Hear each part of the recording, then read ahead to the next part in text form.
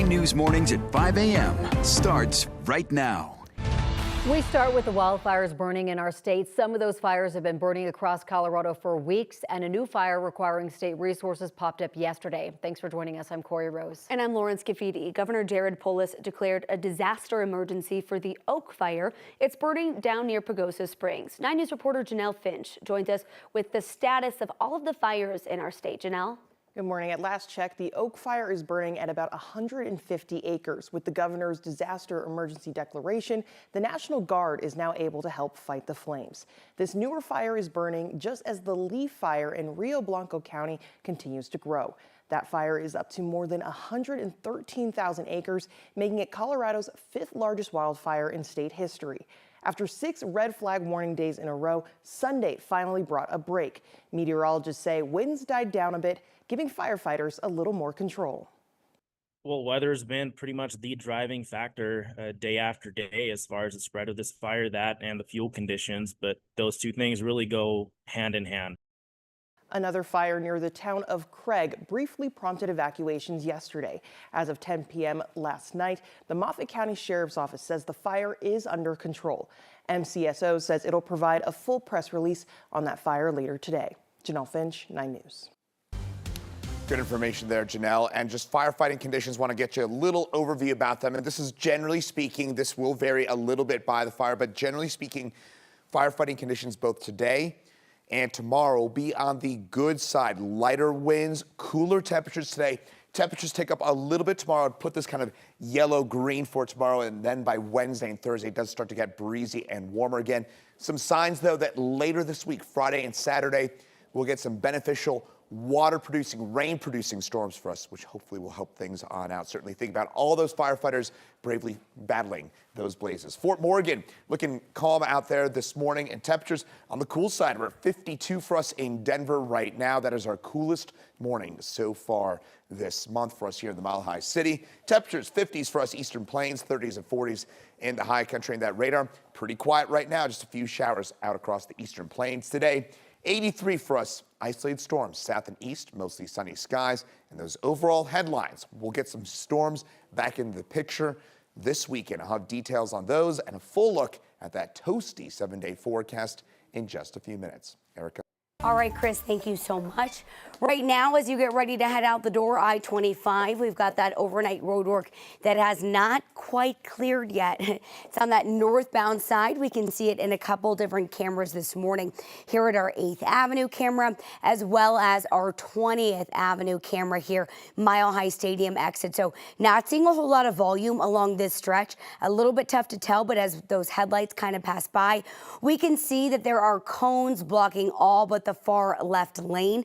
It's a much better view here where we can see that steady stream of cars just in that far left lane. Again, on I-25 northbound between 8th and 20th this morning. So if we're going to be traveling this way, I'd say it's slowing things down very slightly. Volume is so light this time of the morning, I would still say it's not going to be a really big impact, but if this continues far into the morning drive, it could be. We usually see this clear by 5:30 at the latest 6 o'clock. So I'll be keeping a close eye on this. It's really the only thing that we're dealing with dark and early on our roads as we quickly show you our map this morning. Lots and lots of green out here. Again, aside from that little stretch on northbound I-25. Rest of our interstates in good shape as far as impacts go to your downtown to DTC travel time. We're looking at about a 20-minute drive on that northbound side, 14 southbound. So overall, it is causing a slight delay, about a 6-minute backup or so on northbound I-25. Thank you so much. Right now, Denver police need your help in identifying this suspect involved in a shooting from last month. This happened around 11:50 p.m. on July 26th near 20th and Market. Officials say he's a black male in his late teens or early 20s, wearing dark clothing and carrying a small backpack across his chest. Anyone with information is asked to call Metro Crime Stoppers. Their number is 720-913-7867. A 27-year-old man has turned himself into police in connection with a deadly hit-and-run crash in Aurora from earlier this month. Police say a 47-year-old woman who was using a wheelchair to cross East Colfax Avenue and I-225 northbound on the on-ramp when she was hit around 10 o'clock last Sunday night. She died at the scene. Johandre de los Santos Ruiz turned himself in yesterday and was booked on a single count of leaving the scene of an accident resulting in death. Additional charges are expected. Meanwhile, we're learning a passenger who got out of their car to pick something up was killed on I-70 last week. We brought you this as breaking news Friday morning. Officials say the crash happened in the eastbound lanes of I-70 at the southbound I-225 ramp. The driver stayed at the scene and is not facing any charges in the crash. Investigators are still looking into it. A Douglas County teenager is recovering at home after a motorcycle crash and says his biggest struggle right now is with his insurance company. Dash camera video shows a motorcycle colliding with a deer near Ponderosa High School last month. 19-year-old Logan Tassie was thrown from his bike. A sheriff's deputy found him in a culvert with a broken femur. 6 days after surgery, his medical team recommended inpatient rehabilitation, but his insurer, UMR, denied it. They say the injury was a single limb impairment and didn't require that level of care. Instead, Tassie was sent home and approved for 15 outpatient visits. His family says that's not enough for a full recovery. They fear it could cause lasting damage. I can't walk. Due to the surgery, my knee is so swollen that I can't bend it. You know, you pay into this stuff, and it's just, insurance is in case, right? In case something happens, you've paid into this, we're going to take care of you. And they're not. They have filed an appeal and they're awaiting a response. We reached out to UMR, owned by United Healthcare, for a response. We'll update this article at 9news.com once we get one. The Chevrolet Camaro ZL1 is now the most stolen car in America. That's according to a new report from the Highway Loss Data Institute. The report indicates the high-powered sports car was stolen 39 times more often than the average vehicle with the model years from 2022 to 2024. Earlier this year, Chevy owner General Motors released a software update aimed at improving security. So muscle cars like the Camaro attract thieves because of their power, one, and two, a security flaw lets thieves clone key codes to steal them without the key fob. Meanwhile, electric cars like Teslas are among the least stolen, likely because they're parked safely while charging. Here in Colorado, the most commonly stolen vehicle in the state is the Chevy Silverado. U.S. Immigration and Customs Enforcement is planning to use new mobile iris recognition technology to help identify people during deportations and removals. The software, developed by BI2 Technologies, can scan an individual's iris from up to 15 feet away using just a smartphone. Experts say this kind of biometric tech is accurate and more affordable than ever, but it raises privacy concerns. Colorado lawmaker Jennifer Bacon warns that without strong safeguards, such technology could lead to civil rights violations and misuse by law enforcement.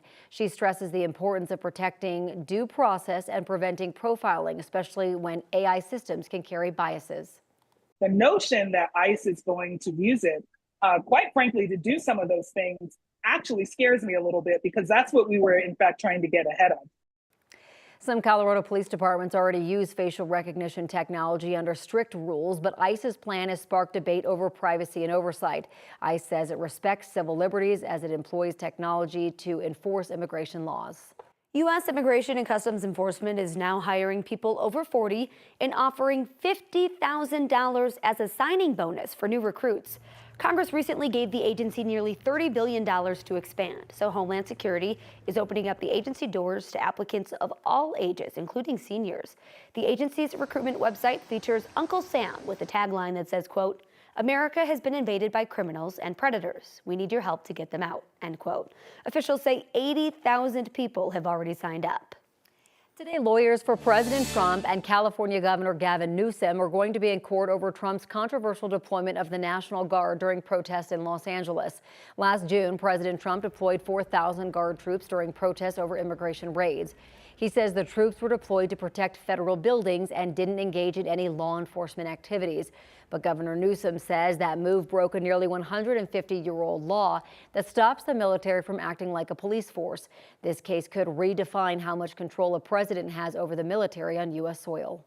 Meanwhile, Trump could make an official announcement today on deploying up to 1,000 National Guard troops to Washington, D.C.